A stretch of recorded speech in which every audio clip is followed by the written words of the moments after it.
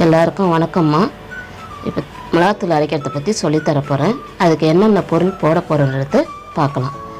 துவரம் பருப்பு 30 கிராம், கடலைப்பருப்பு 30 கிராம், ஜீரகம் 50 கிராம்,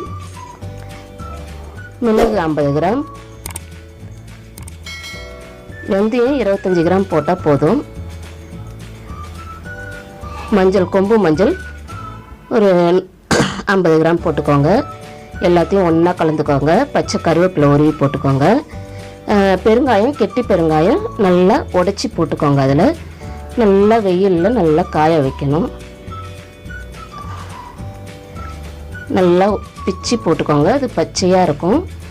நல்லா அது வெயிலில் நல்லா காஞ்சாதான் மிஷினில் நல்லா அரைக்க முடியும்.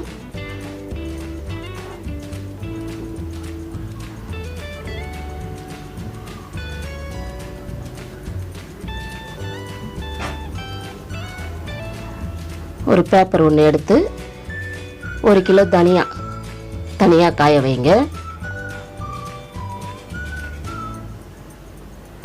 மிளகாய் 3/4 கிலோ போட்டு வெயிலில் அதையும் காய வைங்க.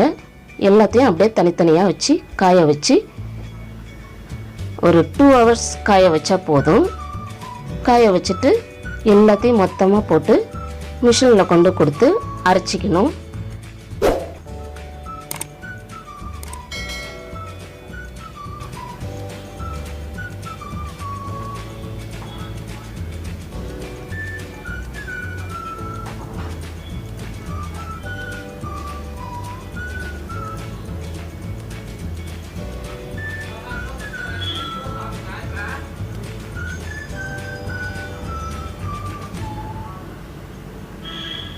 தனியாக 2 மரத்தில் போட்டு காய வச்சுக்கோங்க. தனித்தனியாக பரவலாக காய வச்சா தான் கொஞ்சம் சீக்கிரம் காயும்.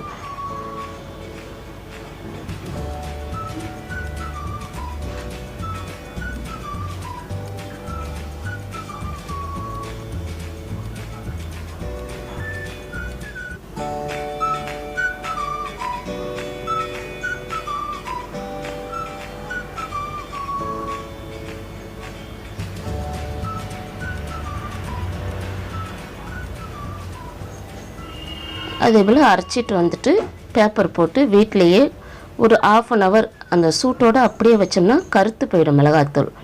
அதனால் அதை கொட்டி ஒரு பேப்பரில் ஒரு 1/2 ஹவரோ ஒரு 1/4 ஹவர் ஆற வச்சா கூட போதும். ஆற வச்சு டப்பாவில் கொட்டி வச்சுக்கலாம். நீங்கள் குழம்புக்கு, கறி குழம்புக்கு, சாம்பாருக்கு எல்லாத்துக்குமே யூஸ் பண்ணிக்கலாம். இது ரொம்ப யூஸ்ஃபுல்லாக இருக்கும்.